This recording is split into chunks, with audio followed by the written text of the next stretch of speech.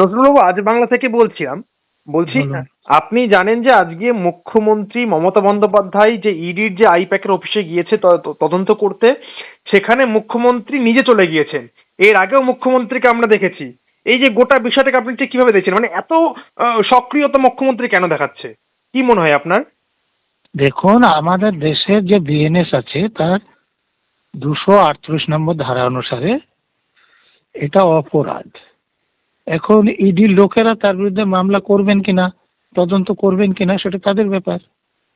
এটা মুখ্যমন্ত্রী যা করেছেন সেটা অপরাধ। ঢুকেছেন, কিছু ফাইলপত্র নিয়ে, জিনিসপত্র নিয়ে বেরিয়ে এসছেন, সেটা তো বিভিন্ন চ্যানেলে দেখাচ্ছে। না, এর আগেও তো আমরা দেখেছি যে রাজীব কুমারকে বাঁচাতে সিবিআই লোকদেরকে আটক করে থানায় নিয়ে চলে গেছিলেন। দুঃখের বিষয়, আমাদের কেন্দ্রীয় সরকার তার জন্য রাজ্য সরকারের বিরুদ্ধে কোনো ব্যবস্থা নেননি। তার ফলে মমতা ব্যানার্জির ধারণা হয়ে থাকবে যে তিনি যতই অন্যায় করুন তার বিরুদ্ধে কোনো ব্যবস্থা নেওয়া হবে না। সেই জন্য তিনি আবারও অপরাধ করছেন। না, তিনি যেটা বলছেন যে ইডিকে রাজনৈতিকভাবে ব্যবহার করছে, সেই জন্য তিনি হচ্ছে এই এরকম ঘটনা ঘটাচ্ছে। ইডিকে কাজে লাগিয়ে কেন্দ্র সরকার তিনি বারবার এই অভিযোগ করছে। প্রত্যেকজনের বাড়িতে তিনি চলে যে প্রত্যেকজনের বাড়িতে ইডি যেতে পারবে না, এরকম কোন আইন আছে? আইনটা দেখিয়ে দেন, তাহলে মিটে যায়। এরকম কোন আইন আছে বলে আমার তো জানা নেই।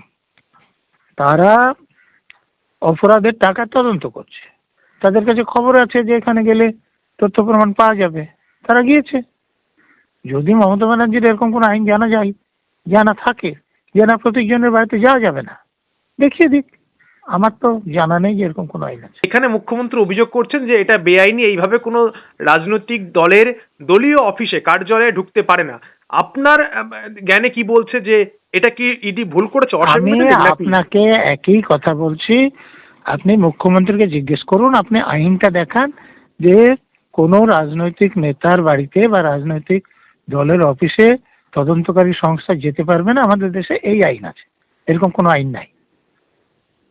তিনি তো আমার মাঝে কিছুদিন আগে বললেন যে তিনি লয়ার হিসেবে সুপ্রিম কোর্টে গিয়ে লড়বেন। মানে তার কি আইন সম্পর্কে তিনি ধারণা সুপ্রিম কোর্টে রয়েছে? গিয়ে একটা লোয়ার কোর্টে কেস করে দেখান। তিনি আইনের তো কিছুই জানেন না, কি করে পাস করেছেন সেটা জর্জিয়া ইউনিভার্সিটি ডক্টরেট ডিগ্রির মতো কিনা সেটা তিনি জানেন।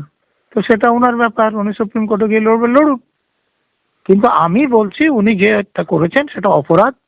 আমি যদি সেখানে অফিসার থাকতাম তাহলে মুখ্যমন্ত্রীকে এরকম ফাইলপত্র জিনিসপত্র নিয়ে আসতে কিছুতেই দিতাম না। কোনো সন্দেহ নাই, মুখ্যমন্ত্রী গিয়েছেন, মুখ্যমন্ত্রী জিনিসপত্র নিয়ে চলে এসছেন, এগুলো তো তাদের তদন্ত কাজে লাগতে পারতো। তাতে মুখ্যমন্ত্রীর অপরাধ বেরোতে পারতো, প্রত্যেকজনের অপরাধ বেরোতে পারতো। সেই সব কাগজপত্র নিয়ে তাকে আসতে দেওয়াটা একদম তদন্তকারী সংস্থার লোকদের উচিত হয়নি। আমার মনে হয় তাদের উচিত এখন তার বিরুদ্ধে মামলা করে তদন্ত করা, যাতে মুখ্যমন্ত্রীর সাজা হয়। ইতিমধ্যে তারা হাইকোর্টে মুভ করেছেন। সুব্রা ঘোষের এজলাসে তারা গিয়েছেন, ইডি গিয়েছেন, ইডির আইনজীবী। কোথাও গিয়ে তাহলে মনে হচ্ছে যে আগামী যে নির্বাচন, সামনে নির্বাচন কয়েক মাস পরে, তারপরে কেন্দ্রীয় সরকারকে, কেন্দ্রীয় এজেন্সিগুলো একেবারে আঁটোসাঁটো পদক্ষেপ নিতে চলেছে কি দুর্নীতির বিরুদ্ধে রাজ্য আমি বলছি আইন অনুসারে ইডির এ কাজ করতে কোনো বাধা ছিল না। আইন অনুসারে মমতা ব্যানার্জি যেটা করেছেন সেটা উনি করতে পারেন না, এটা শাস্তিযোগ্য অপরাধ। তার বিরুদ্ধে মামলা করে তদন্ত হওয়া উচিত। শেষ বিষয়টা জানতে চাইবো নজরুলবাবু, সময় এবং স্থান এই দুটো রাজনীতিতে এবং তদন্তের ক্ষেত্রে খুবই গুরুত্বপূর্ণ। আপনি জানেন যে সময়, আমি আবারও বলছি, নির্বাচনের প্রাক্কালে অভিষেক বন্দ্যোপাধ্যায় মুখ্যমন্ত্রী যখন ভোটের ময়দানে ঝাঁপাচ্ছে, সেই সময় একেবারে ঘাড়ে ধরতে গেলে আইপ্যাকে থাবা বসালো ইডি। এটা কোথাও গিয়ে কি তাদের মধ্যে একেবারে চিন্তা ফেলে দিল? সেই জন্য কি মুখ্যমন্ত্রী তড়িঘড়ি একেবারে ছুটে আসলো সশরীরে?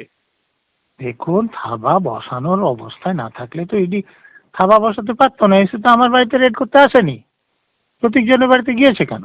তার মানে তাদের কাছে নির্দিষ্ট কিছু খবর ছিল, তাদের কাছে কিছু প্রমাণ থাকবে, এমনি এমনি তো যায়নি। তো অতএব সে অবস্থার সৃষ্টি তারা করে রেখেছেন বলে গিয়েছে। হ্যাঁ, আমি বলছি মুখ্যমন্ত্রীর মামলা করা উচিত, তদন্ত করে যদি দেখা যায় তারপরে গ্রেপ্তারের প্রশ্ন আসছে। মামলা করা উচিত, তদন্ত হওয়া উচিত। নজরুল, আপনাকে অসংখ্য ধন্যবাদ আজ বাংলাকে সময় দেওয়ার জন্য। ধন্যবাদ।